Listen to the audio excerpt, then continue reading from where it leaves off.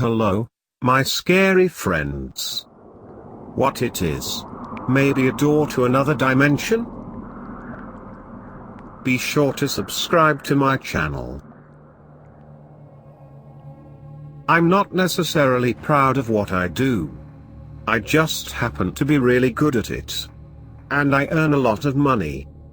There is nothing stereotypical about my job. I kill people for a living. That's the bare truth of it. But I'm no psychotic or sociopath. I'm very much sane, well, as sane as anyone who does this job is.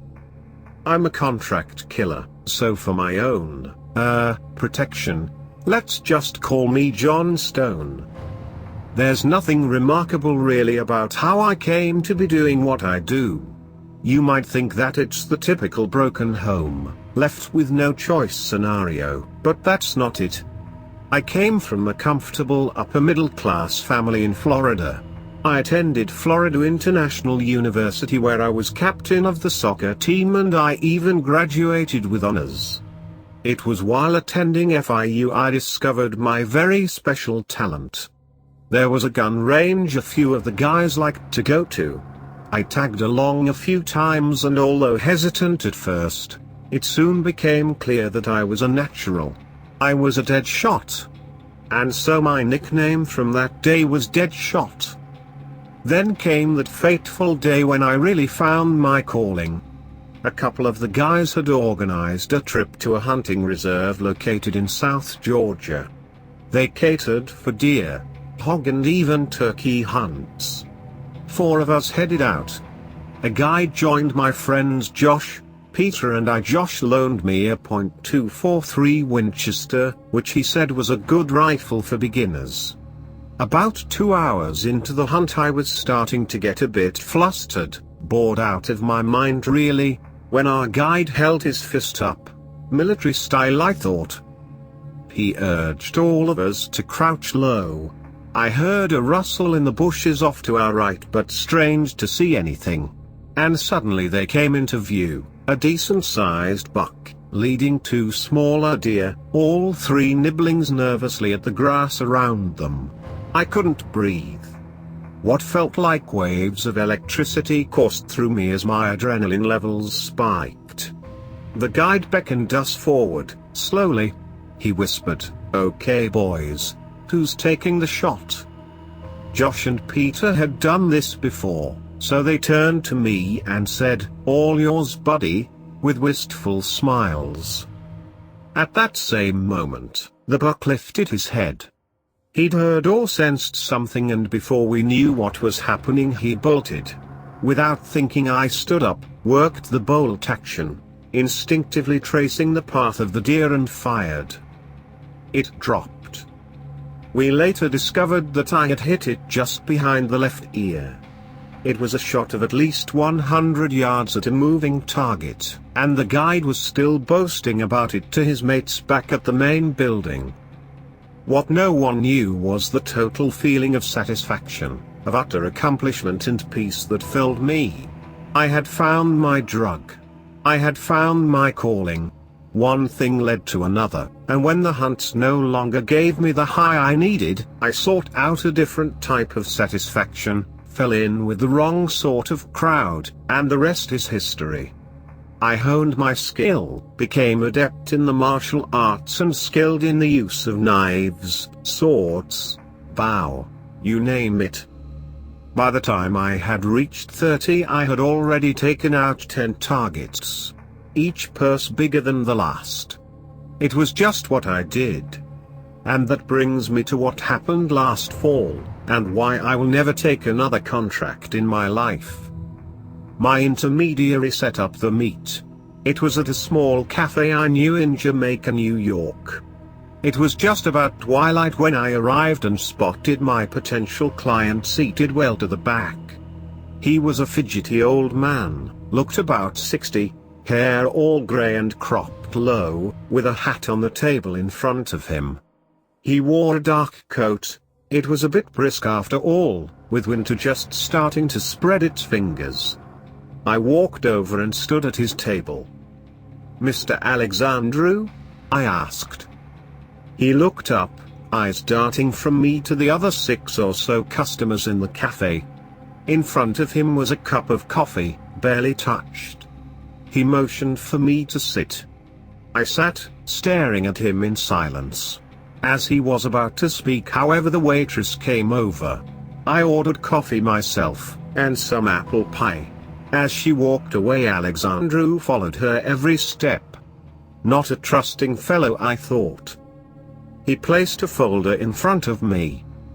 "Mr. Stone," he rasped, "this isn't your ordinary job, and I fear that you may think me a madman when I tell you of it, but I beg that you bear with me." I nodded and opened the folder. There was a photo of a very striking-looking gentleman. Looked to be in his 40s, a touch of grey blended into his sideburns. He had a ruddy look, except for his full, pink lips. And then there were the coal-black eyes. He is known as Florin Popescu. I leaned back and stared at the man opposite me, who now seemed as pale as milk. He comes from my motherland, Romania. He has made quite a success for himself in America. But this is no ordinary businessman, Mr. Stone. Popescu is much, much more than that. He is a friend, hell's own spawn, a vampire. It was only the genuine fear I saw in Alexandru's face that kept me from falling off my chair in a fit of laughter. Even so, I could not prevent the sides of my mouth from curling upward. I cleared my throat and realized I made a strained sound when I did. "You think me a madman? A fool? A few screws loose, don't you, Mr. Stone?" I shook my head. "What I think, Mr. Alexandru, is this is a damn joke, and I will strangle Jacobson for wasting my fucking time." I pushed back my chair and was about to leave when he pulled a small briefcase that he had kept out of view under the table. Looking around to make sure no one was looking in our direction, he popped it open. $1 million, Mr. Stone. 1 million now, and 1 million when, if, you should complete your assignment. I paused, looked at the stacks of brand new Benjamins. He might be mad, but his money certainly looked good. I sat back down. "Listen, you better not be jacking around with me." He shoved the case over. "It's yours." "And what is it you'd have of me?" I questioned. "Popescu took my daughter. It's been 3 weeks and I pray that she is dead, because Mr. Stone, there are worse things than death." He pushed over a picture of a stunning young woman, flowing dark hair, olive complexion, and soft brown eyes.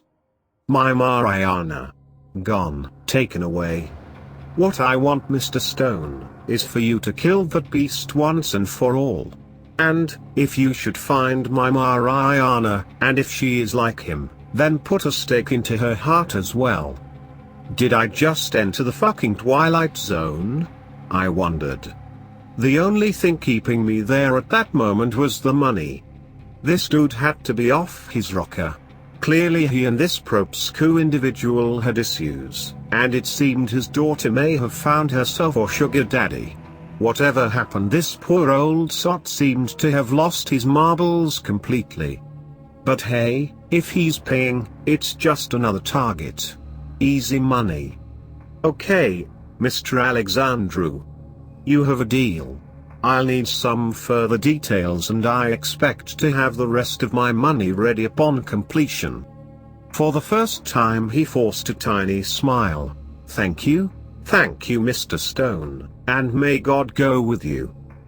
I don't think God wants anything to do with the likes of me, I thought, and as I was walking away felt a hand grip my right arm. I turned to stare directly at Alexandru, who now stood himself. "There are certain ways to kill Nosferatu, Mr. Stone.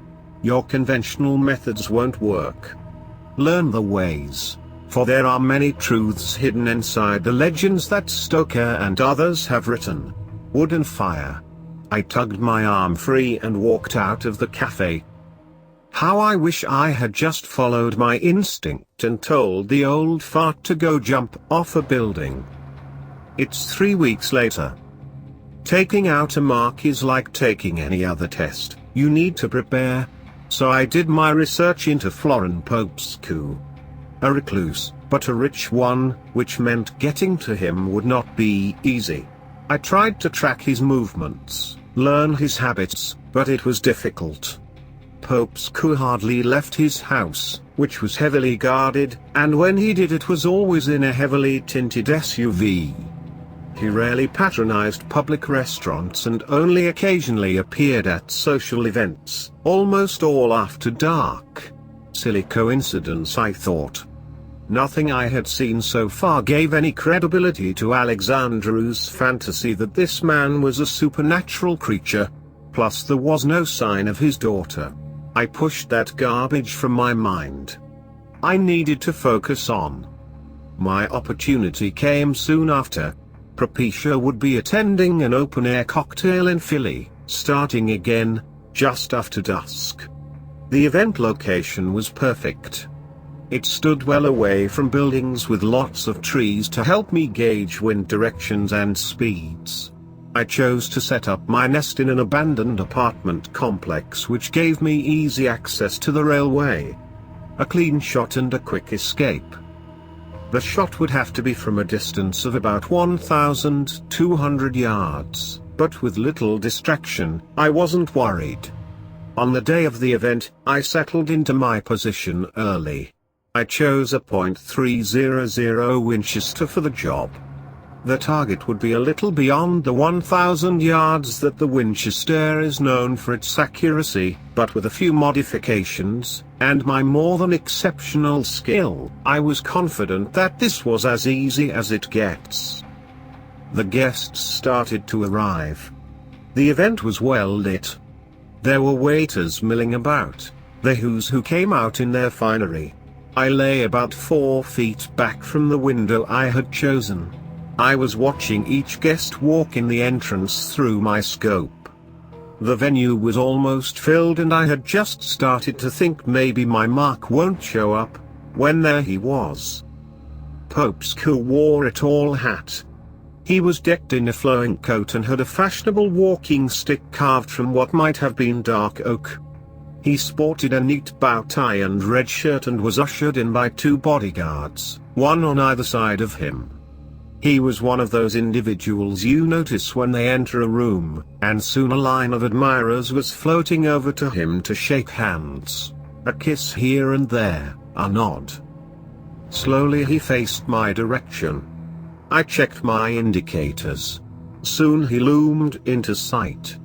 His face filled my scope. This was it.